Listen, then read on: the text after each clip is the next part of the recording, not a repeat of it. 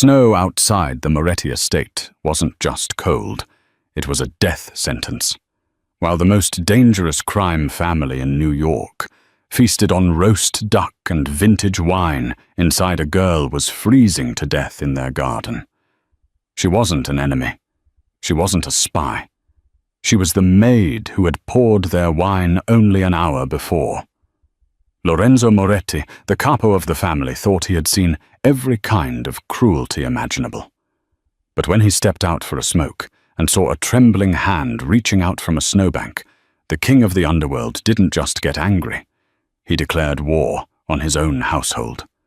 Tonight, the snow would melt, but the blood would stain the floor forever.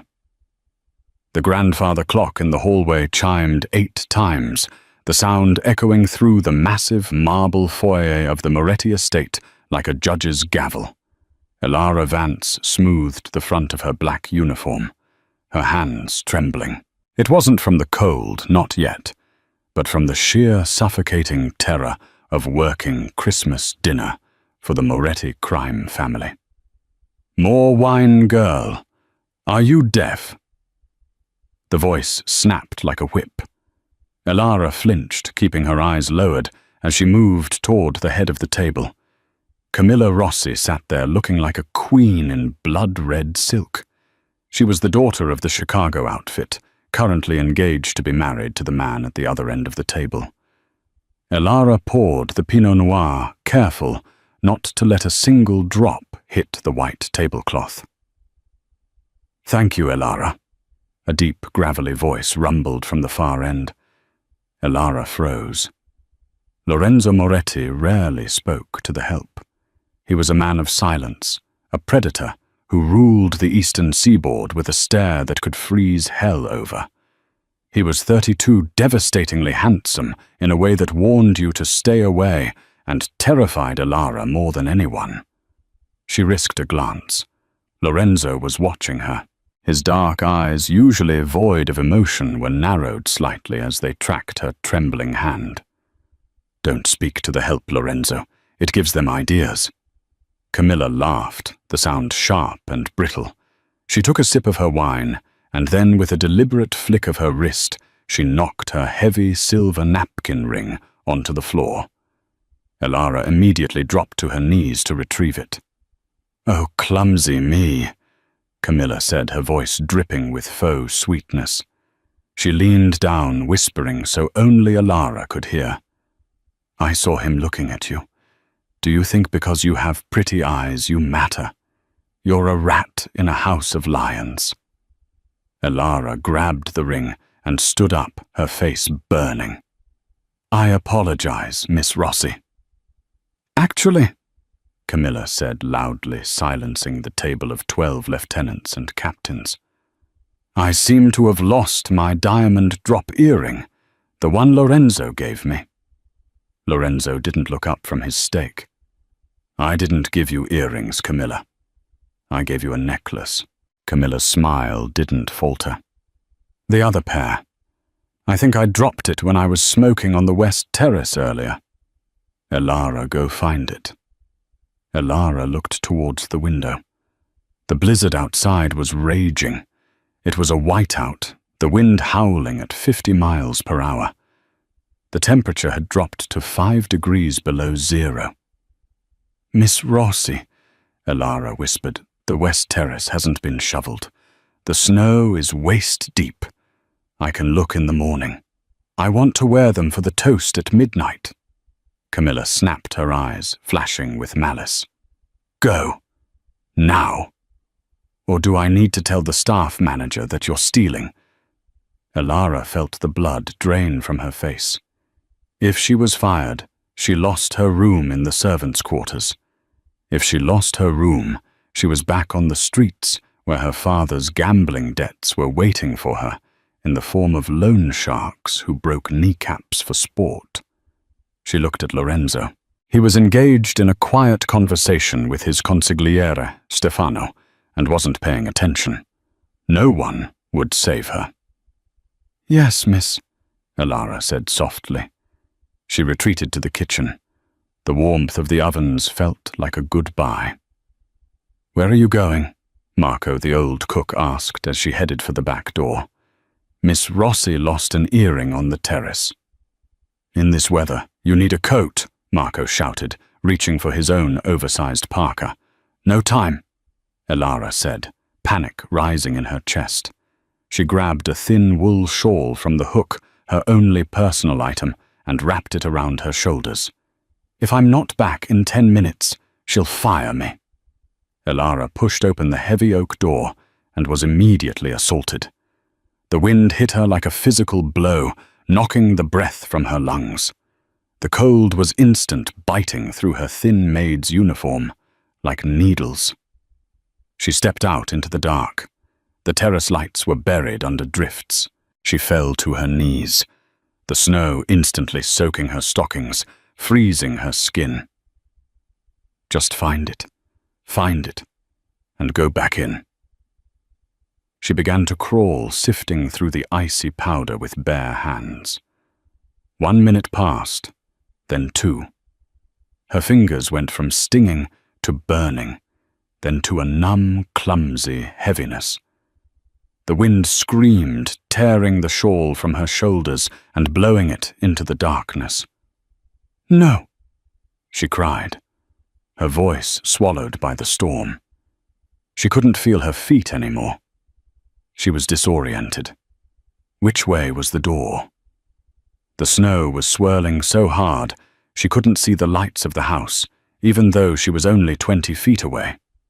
She crawled in what she thought was the right direction, but her hand hit a stone balustrade. Wrong way. She turned, panic setting in. Her body began to shake violently.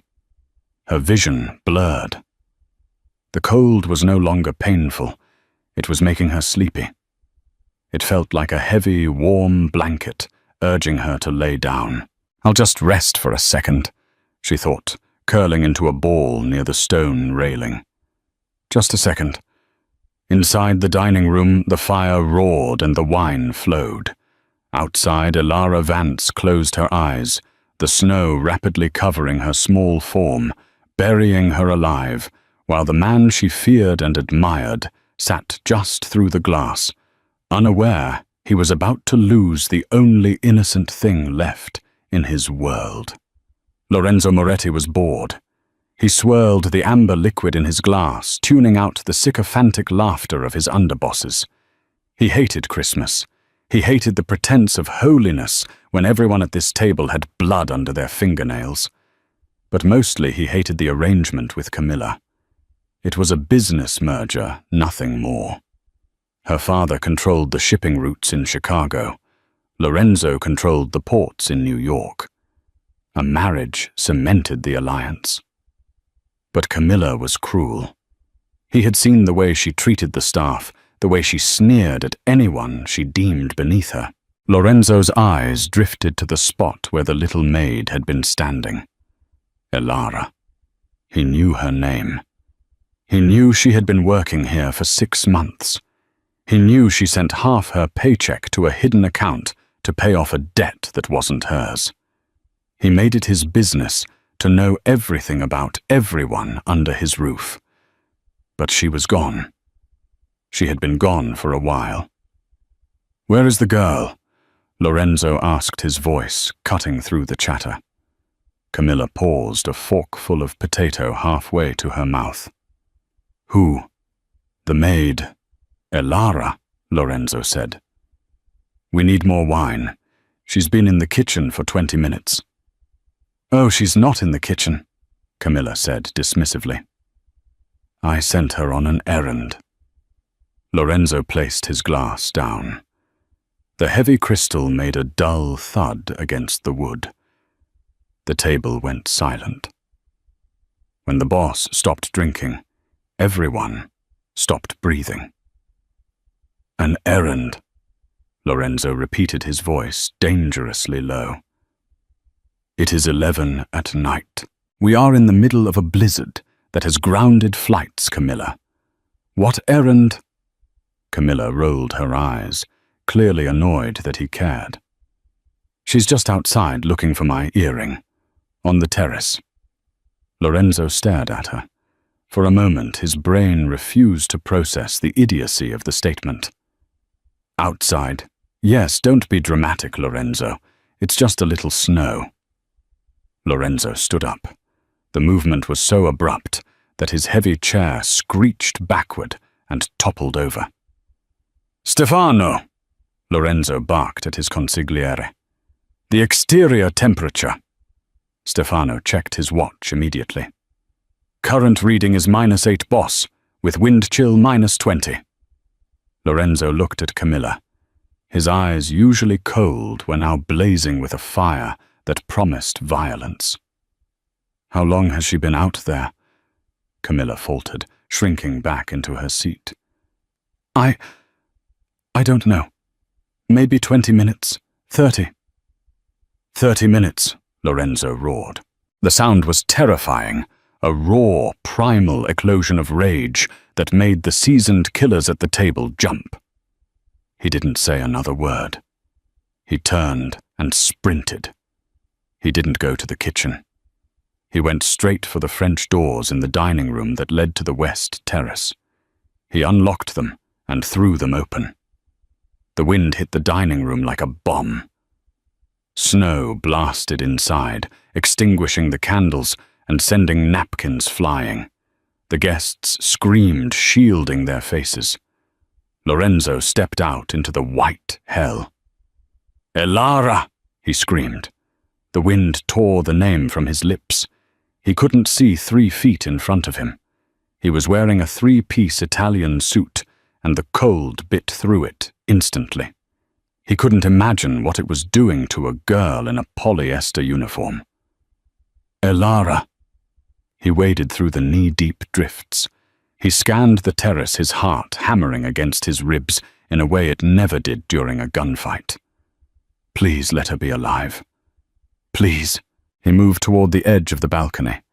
He saw a shape near the balustrade. It looked like a pile of discarded snow, but the shape was too organic, too curved. Lorenzo lunged forward, falling to his knees in the snow. He dug his hands into the drift and felt fabric. He pulled. A body emerged, limp and frighteningly light. It was her. Her skin was marble white, tinged with a terrifying shade of blue around her lips. Ice had formed on her eyelashes, sealing her eyes shut. She wasn't shivering anymore. That was the worst sign. Elara! Lorenzo roared, pulling her against his chest. She was as cold as the stone railing. He ripped off his suit jacket, not caring about the freezing wind hitting his silk shirt, and wrapped it around her. He scooped her up into his arms, holding her tight against his body heat. She was so small. She felt fragile like a bird with broken wings. Lorenzo turned back toward the house. Through the open doors, the warm light spilled out, framing the silhouette of Camilla, who was standing there with a hand over her mouth. Lorenzo marched back inside, carrying the frozen girl. He stepped onto the expensive Persian rug, snow and ice dripping from his clothes, staining the wool. The room was silent. Every eye was on him. Lorenzo looked at the head of the house staff. Get the doctor. Now if she dies, I kill everyone in this room. He looked down at Elara's face. A single shallow breath escaped her lips, a tiny puff of mist. She was fighting. He looked up at Camilla. Camilla was trembling, but she's tried to maintain her composure. Lorenzo, look at the mess. It was just a maid. Stefano, Lorenzo said. His voice was no longer a roar. It was a whisper, dead and flat. Lock the doors. No one leaves this dining room, especially not her. He walked past them, carrying Elara toward the grand fireplace in the living room. The dinner was over. The war had begun. The great hall of the Moretti estate was usually a place of cold formalities, but tonight it was an emergency room. Lorenzo kicked the heavy velvet sofa closer to the roaring fireplace. He laid Alara down, her wet uniform clinging to her skin like a shroud. "Get out!" Lorenzo barked at the lingering guests. "Everyone out, except Stefano. And the doctor." The lieutenants and their wives scrambled for their coats, terrified by the unhinged look in their Don's eyes.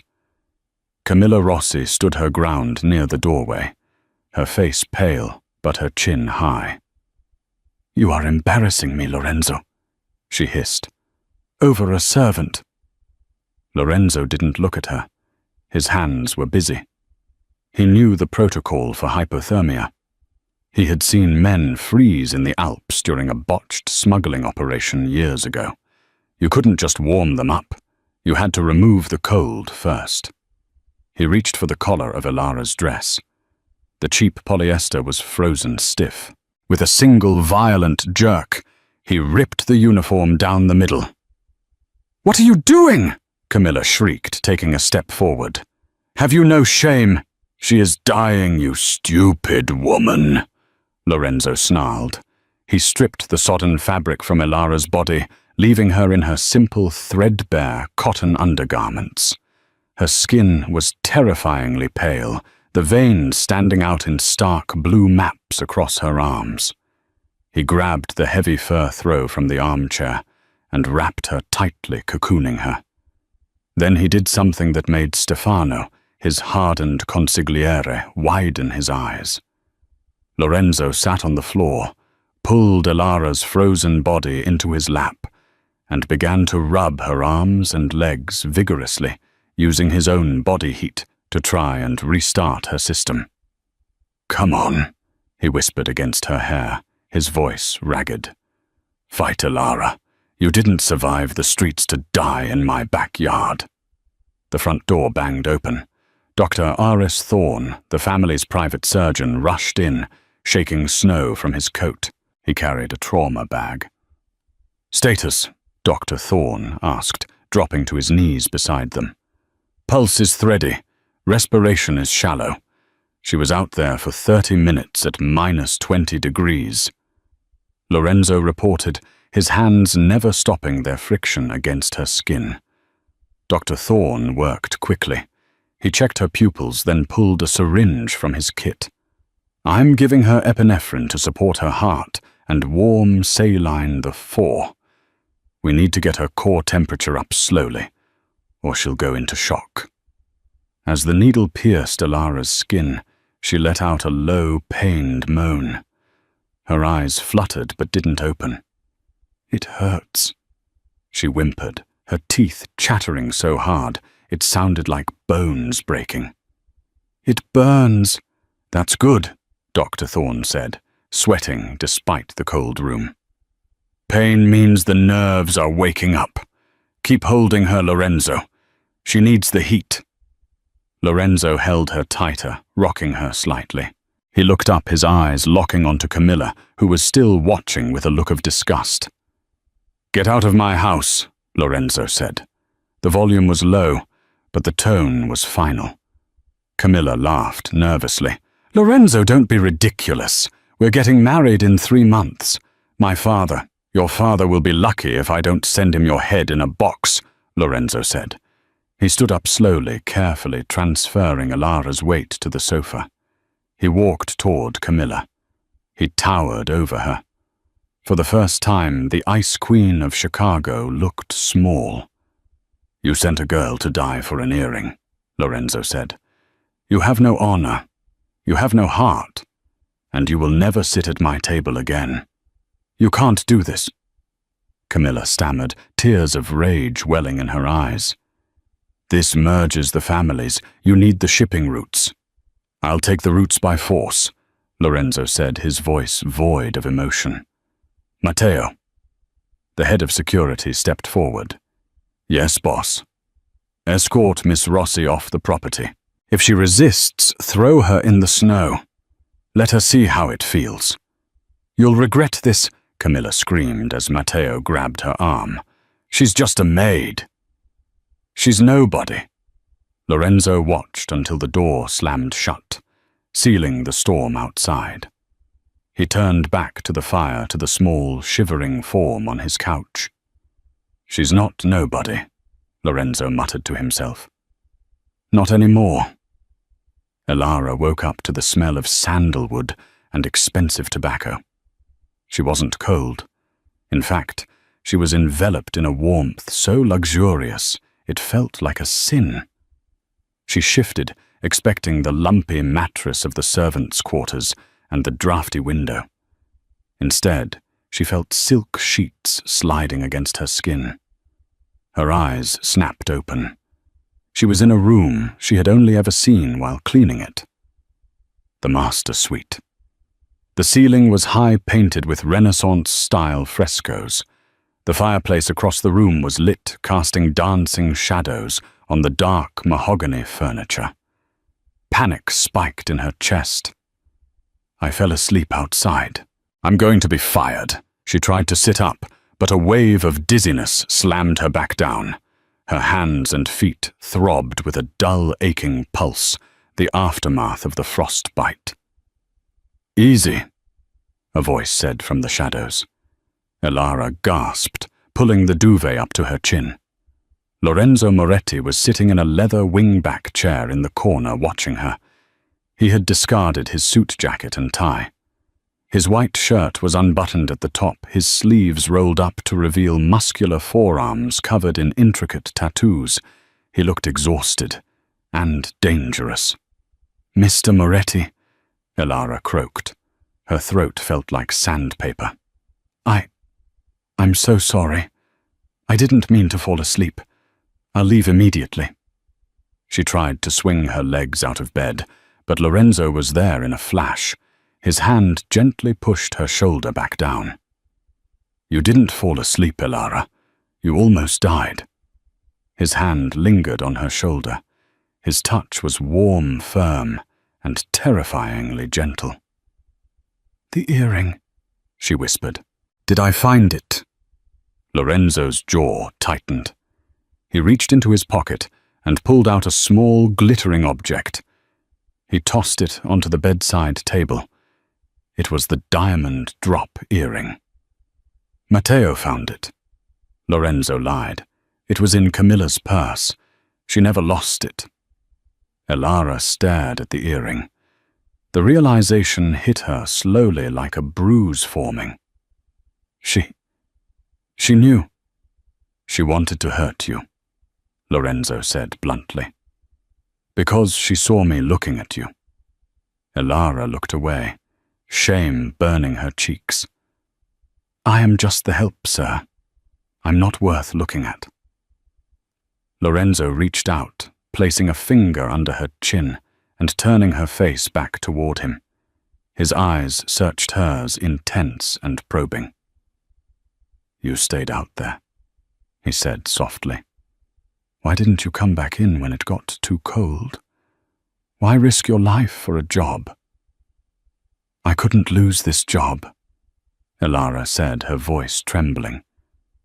"I have obligations." "The debt," Lorenzo said. Elara froze. "How do you know?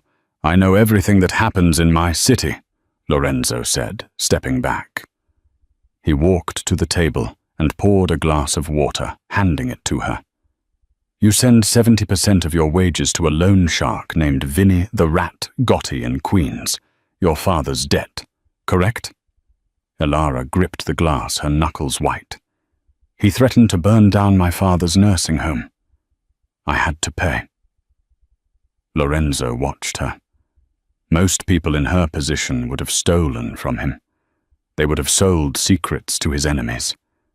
But Elara had quietly worked herself to the bone, taking abuse from women like Camilla, just to protect an old man who had gambled away their future. Loyalty.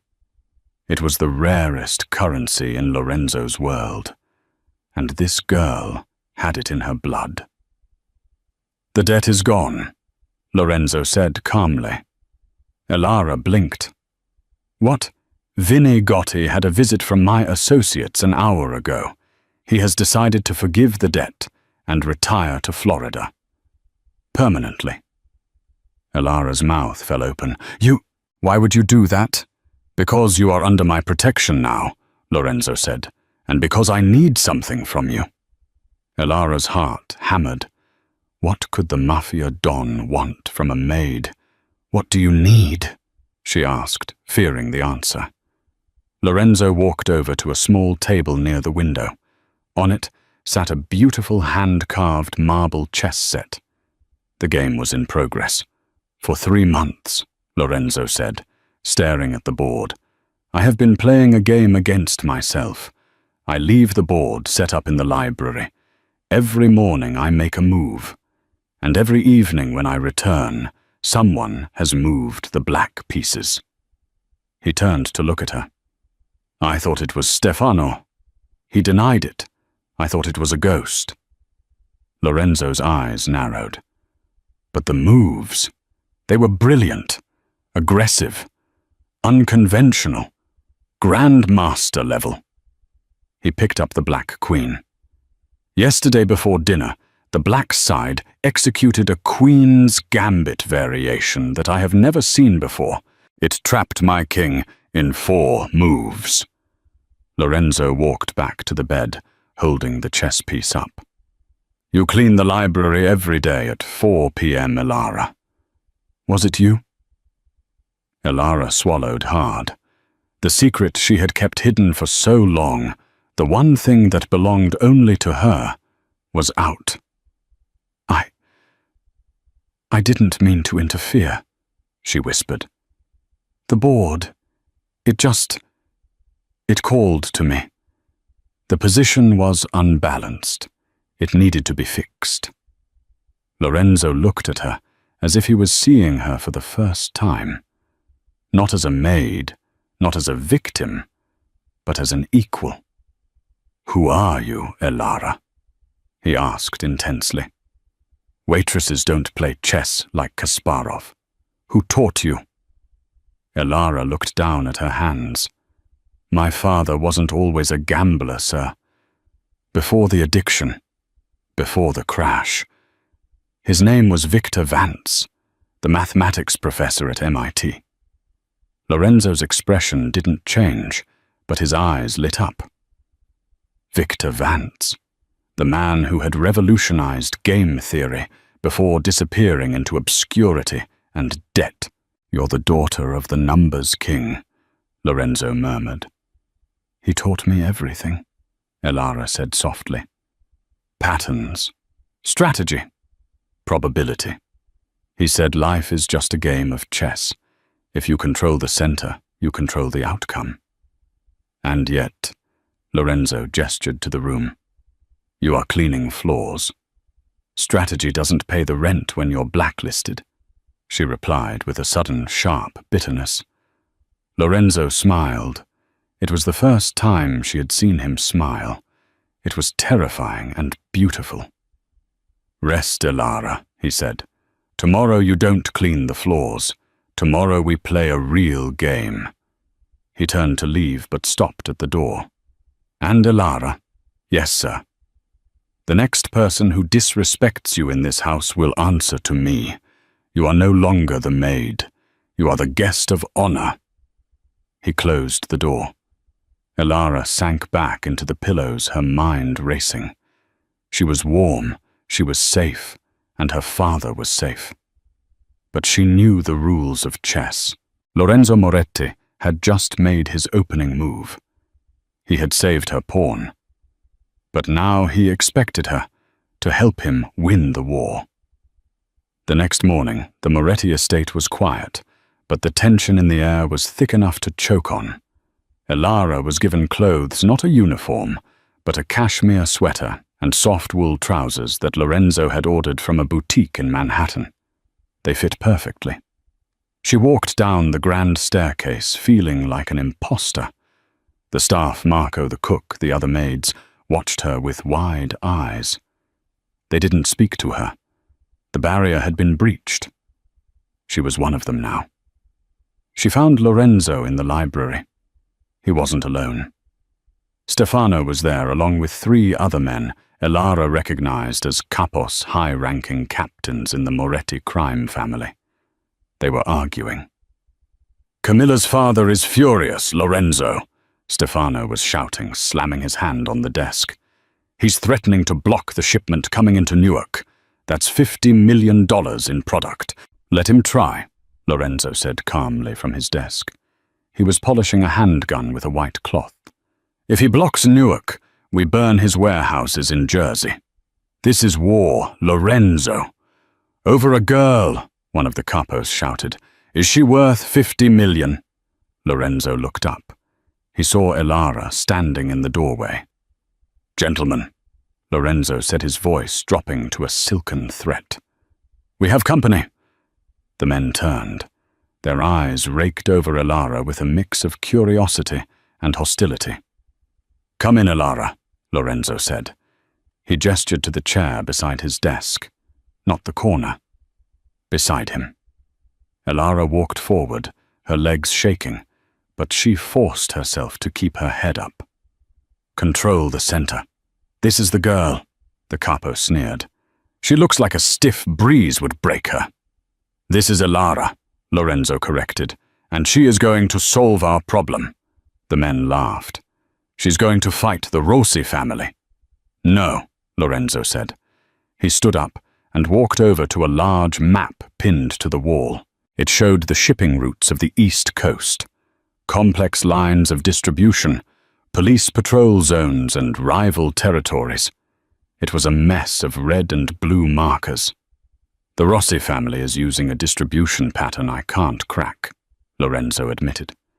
It was a rare admission of weakness. "They are moving product through our territory, but every time we set an ambush, they are gone. They are ghosting us. It's costing us millions." Lorenzo handed a marker to Elara. "Look at the map, Elara. Tell me what you see." Elara hesitated. She looked at the hardened criminals, then at the map. She took a deep breath and stepped closer. She let her eyes blur slightly, looking not at the specific lines, but at the negative space. "The patterns." Her father's voice echoed in her head. "Look for what isn't there, Elara." "Here," she said, pointing to a cluster of red dots near the Hudson River. "And here." "Those are dead zones," Stefano grunted. "Industrial waste sites. No roads." "That's why you're missing them," Elara said, her voice gaining strength. "You're looking for trucks. You're looking for roads." She drew a line connecting the waste sites to the river. "They aren't using trucks. They're using the old drainage tunnels. Look at the timing of the shipments. They always happen at low tide." The room went silent. Stefano walked up to the map. He traced the line she had drawn. His eyes went wide. "Holy Mother of—" Stefano whispered. "The tunnels run right under the checkpoints. That's how they're bypassing us." Lorenzo looked at his captains. "She just saved us $50 million in 5 minutes. Does anyone else have a comment on whether she is worth it?" The captains looked at their feet, ashamed. Lorenzo turned to Elara, a look of fierce pride in his eyes. "Well done." But the victory was short-lived. The library phone rang. Lorenzo answered it. His face went from pride to stone-cold fury in a split second. "When?" he asked. "Is he alive?" He slammed the phone down so hard the plastic cracked. "What is it?" Stefano asked. "Camilla retaliated." Lorenzo said, his voice trembling with rage. "They didn't attack our warehouses. They attacked the nursing home in Queens." Elara felt the blood drain from her body. "My father." Lorenzo looked at her. His eyes filled with a pain that mirrored her own. "They took him, Elara. The Rossi family has your father, and they sent a message." "What message?" she whispered. "They want a trade," Lorenzo said. "They will return your father alive, but only in exchange for you." Elara swayed. Lorenzo caught her before she fell. "I won't let you go," Lorenzo vowed, holding her arms. "We will find him. I promise." "No," Elara said, tears streaming down her face. She pulled away from him. You don't understand. If I don't go, they won't just kill him. They'll make him suffer. He's an old man, Lorenzo. Elara, listen to me. I have to go, she screamed. If you walk into that house, Camilla will kill you, Lorenzo said. She doesn't want a hostage. She wants revenge. Then let her have me, Elara said, her voice dropping to a whisper. She looked up at Lorenzo, her eyes clear and determined. I'm just a pawn, remember? Sometimes you have to sacrifice a pawn to save the king. Lorenzo stared at her. He saw the genius in her eyes, but also the reckless selflessness that had nearly killed her in the snow. You are not a pawn to me, Lorenzo said, his voice rough with emotion. He reached out and touched her cheek. You are the queen, and the queen is the most powerful piece on the board. He turned to his men. Load up, every man, every gun. We aren't making a trade. Lorenzo pulled his gun from the desk and racked the slide. We are going to burn Chicago to the ground. The convoy of black SUVs tore down the interstate toward the outskirts of New York. A funeral procession of steel and bulletproof glass, moving at 100 miles an hour. Inside the lead vehicle, the air was heavy with the smell of gun oil and nervous sweat. Lorenzo sat in the back, checking the magazine of his customized Beretta for the 10th time. Elara sat beside him, wearing a Kevlar vest over her cashmere sweater.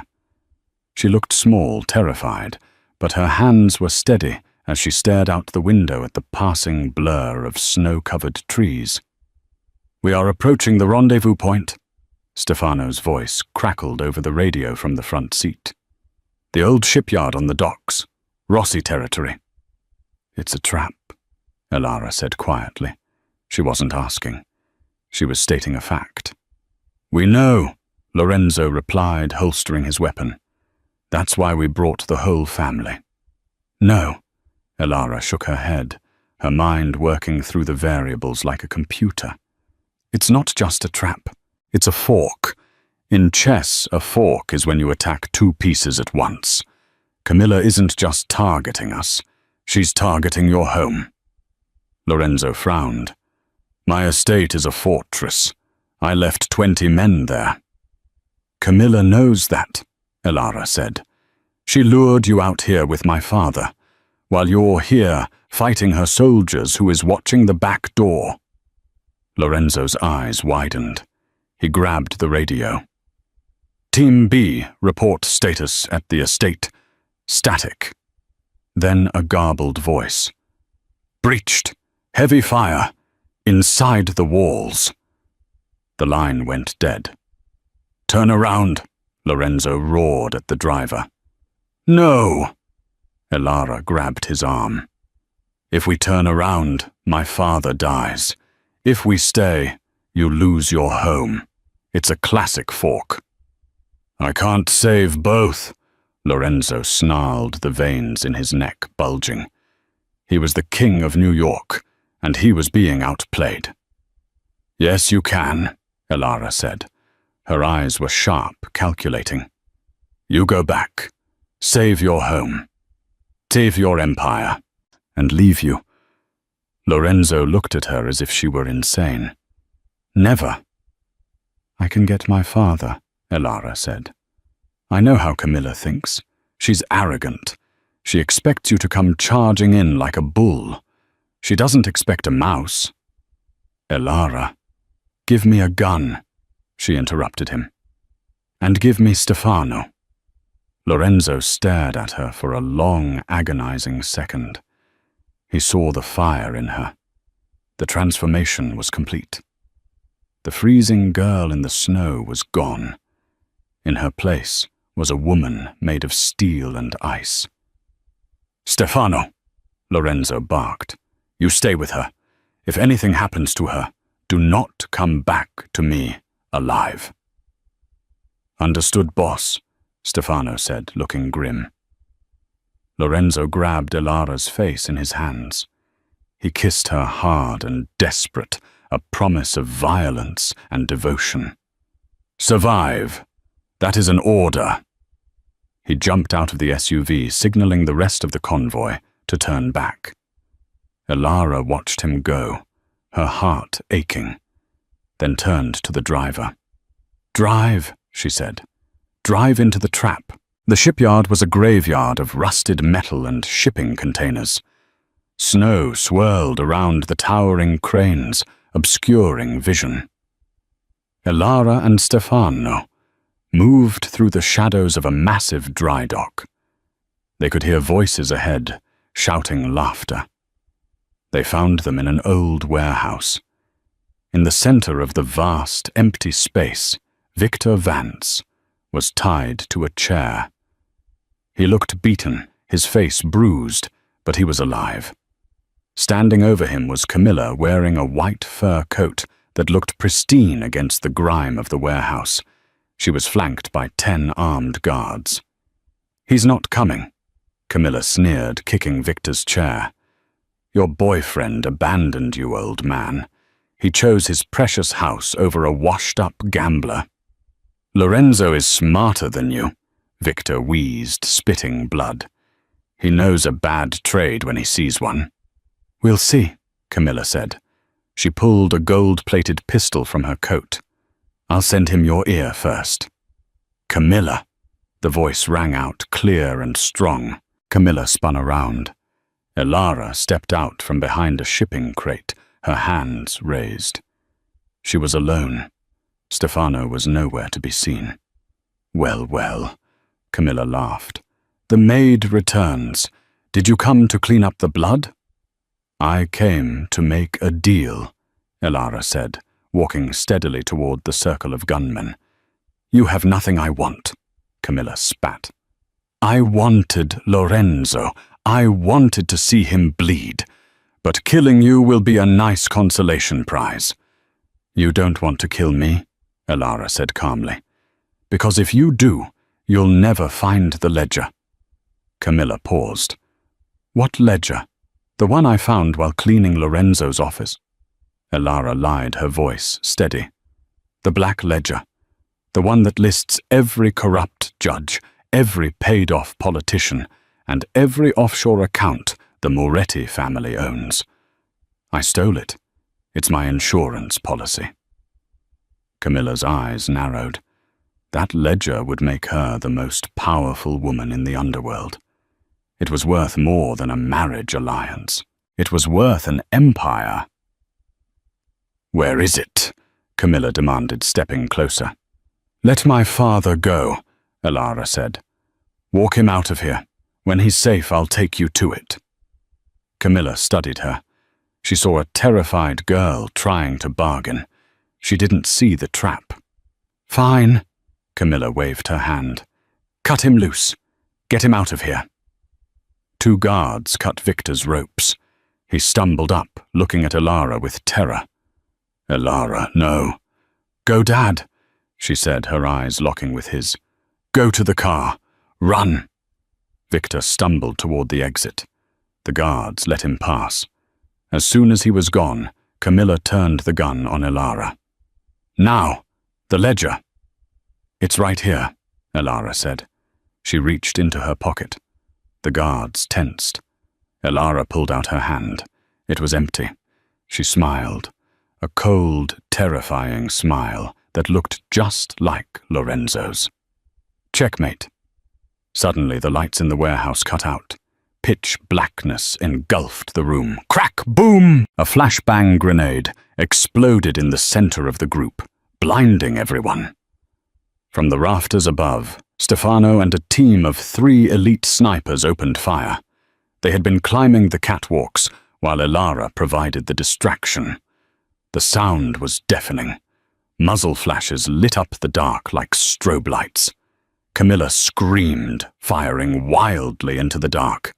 Elara dropped to the floor, rolling behind a concrete pillar. Bullets chipped the stone inches from her face. "Secure the target!" Stefano yelled over the comms. The firefight lasted 30 seconds. When the emergency lights flickered on, 8 of Camilla's men were down. The rest had scattered. But Camilla was gone. "She ran out the back," Stefano shouted, jumping down from the catwalk. "Elara, stay here." "No." Elara grabbed a discarded pistol from the floor. The weight of it felt heavy, foreign, but necessary. "She's mine." Elara ran out the back exit into the snow. She spotted the white fur coat moving toward the docks. Camilla was limping, trailing blood in the snow. Elara sprinted. She caught up to her at the edge of the pier, where the icy black water of the harbor churned below. "Stop!" Elara screamed, aiming the gun with both hands. Camilla turned. Her face was twisted with hate. She raised her own weapon. "You ruin everything!" Camilla shrieked. "You filthy little rat!" She pulled the trigger. Click. Camilla's gun was empty. She stared at it in horror. Elara didn't fire. She stood there, the wind whipping her hair across her face, the gun steady. "Shoot me," Camilla taunted, backing up toward the edge. "Do it." "You don't have the guts. You're a servant. You exist to serve people like me." "I served you," Elara said quietly. "I froze for you. I bled for you. But I'm done serving." "Then shoot." "No," Elara said. She lowered the gun. Camilla laughed, a manic, high-pitched sound. "I knew it. Weak." "I'm not going to shoot you," Elara said. "Because he is." Camilla froze. She turned around. Emerging from the shadows of the shipping containers, looking like the Grim Reaper himself, was Lorenzo. His suit was torn, his face smeared with soot from the battle at his estate, but his eyes were focused entirely on Camilla. He didn't have a gun. He didn't need one. "You attacked my home," Lorenzo said, his voice carrying over the wind. "You threatened my family." He walked toward her. Camilla backed up until her heels hung over the edge of the pier. "Lorenzo, please," she begged, the arrogance finally breaking. "It was business, just business."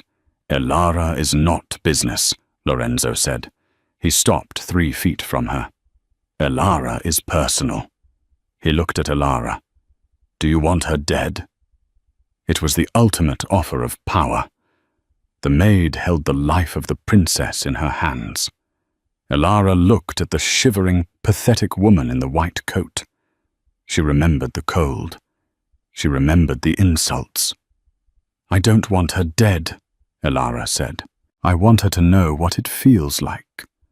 Lorenzo nodded. He looked at Camilla. "You like the cold, Camilla?" "No, Lorenzo, no." Lorenzo stepped forward and shoved her. Camilla screamed as she fell backward, plunging 20 feet down into the freezing dark waters of the New York harbor. The splash was swallowed by the sound of the waves. Lorenzo walked to the edge and looked down. He watched for a moment, then turned his back. He walked over to Elara. He took the gun from her shaking hands and tossed it into the snow. Then he pulled her into his arms, burying his face in her neck. "You're safe," he whispered. "We won." "My father?" she asked into his chest. "Stefano has him. He's safe." Elara closed her eyes, letting the adrenaline fade, replaced by the warmth of the man who had burned the world down for her. "Let's go home," Lorenzo said. The winter snow had finally melted, revealing the manicured green gardens of the Moretti estate. The ice that had once coated the West Terrace, the place where Elara Vance had almost breathed her last, was gone, replaced by blooming early spring flowers. But the biggest transformation wasn't in the garden. It was in the master suite. Elara stood before the floor-to-length gilded mirror. She ran her hand over the fabric of her gown. It was midnight blue silk, custom-designed in Milan, fitted to hug every curve of her body before cascading to the floor like a waterfall. 2 months ago, She had stood in this room holding a feather duster, afraid to look at her own reflection, because she felt invisible. Now the woman staring back was a stranger.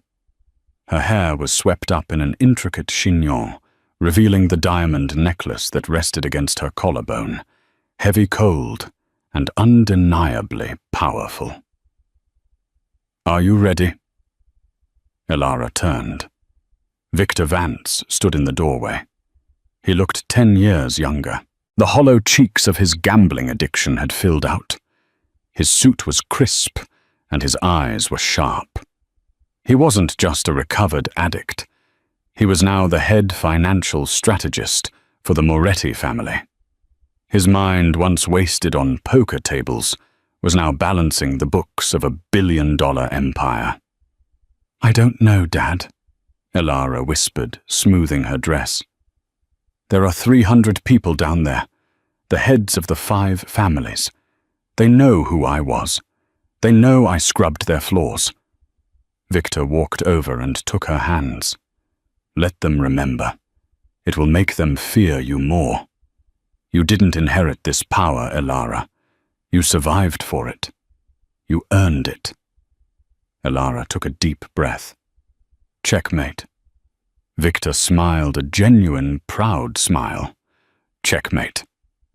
The grand ballroom was a sea of black tuxedos and designer dresses. The air buzzed with the low hum of dangerous conversations. This wasn't just a party. It was a summit. The vacuum left by the collapse of the Rossi family had to be filled, and everyone was waiting to see who Lorenzo Moretti would choose as his second. The music stopped. The heavy oak doors at the top of the grand staircase swung open. The room went silent. "Ladies and gentlemen," the announcer's voice boomed, echoing off the vaulted ceiling, "the head of the family, Lorenzo Moretti." Lorenzo stepped onto the landing. He looked devastating in a black velvet tuxedo, his dark hair slicked back, his presence radiating an aura of lethal command. He scanned the room, his eyes cold and unyielding. Then he turned. He didn't walk down. He waited. He extended his hand backward into the shadows of the hallway. Elara stepped into the light. A collective gasp rippled through the room. They had heard the rumors. The Maid of Moretti. The Snow Queen. But seeing her was different. She didn't look like a servant. She held her head high, her gaze sweeping over the crowd with a cool, calculated intelligence that made seasoned hitmen look away. She placed her hand in Lorenzo's. "Do not look down," Lorenzo whispered to her, his voice a low rumble meant only for her. "Look at them. Make them acknowledge you." They began the descent, step by step. As they walked, Elara recognized faces in the crowd. There was the Don of the New Jersey faction, who had once ignored her when she offered him wine. There was the wife of the banker, who had scolded her for a smudge on a glass. Now they didn't scold. They bowed. They reached the bottom of the stairs, and the crowd parted like the Red Sea, creating a wide path to the center of the room. Lorenzo stopped. He signaled for a microphone. "Thank you all for coming," Lorenzo said. His voice was calm, but it carried the weight of a judge passing a sentence. "As you know, the Rossi family has been dissolved. Their territories have been absorbed." He paused, letting the implication sink in. "Many of you have asked how we anticipated their movements, how we outmaneuvered a family twice our size." Lorenzo turned to Elara. He didn't hide her behind him. He stepped to the side, placing her equal to him. "Strategy," Lorenzo said. "Brute force is a hammer. But to build an empire, you need a scalpel. You need a mind that sees the board 10 moves ahead." He placed a hand on the small of Elara's back. "This is Elara Vance. You may remember her as the one who poured your wine. You were wrong. She was the one watching your hands. She is my partner. She is my strategist. And from this night forward, she is the lady of this house.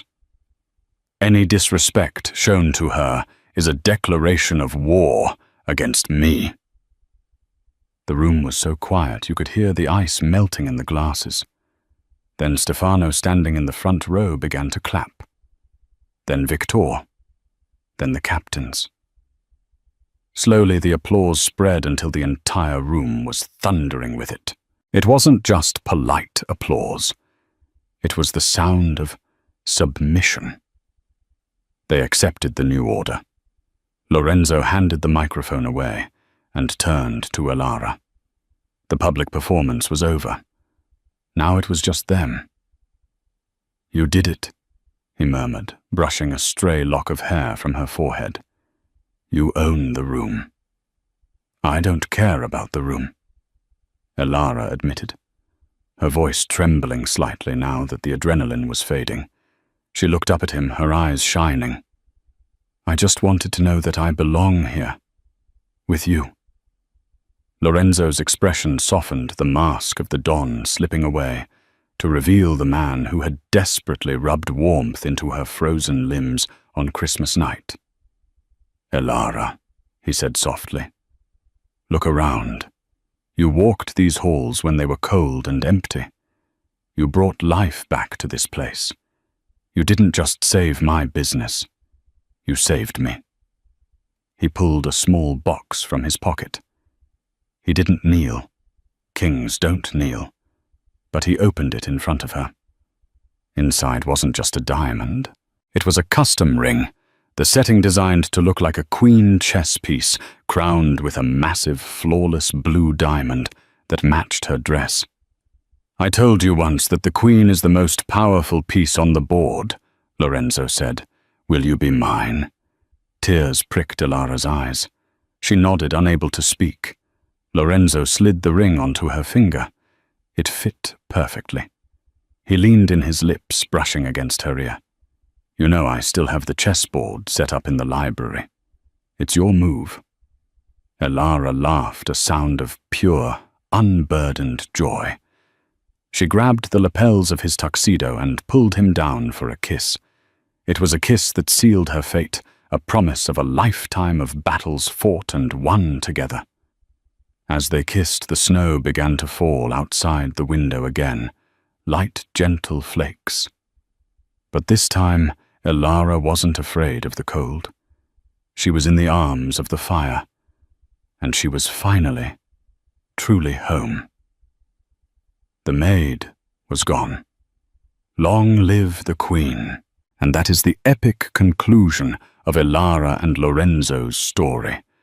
From a frozen tragedy to a royal coronation, this story proves that true power isn't about where you start, but how you play the game. I really hope you enjoyed this longer, dramatic finale. I tried to pack as much emotion and detail into this series as possible. If you loved the chemistry between the maid and the Mafia boss, please give this video a huge thumbs up. It really supports the channel and tells me you want more stories like this. What was your favorite part? The chess games, the rescue missions, or the final revenge on Camilla? Let me know in the comments. And don't forget to subscribe and hit the bell icon. Next week, I'm starting a brand new series about a runaway bride who hides in a billionaire's car and finds out he's her ex-boyfriend's rival. You won't want to miss it.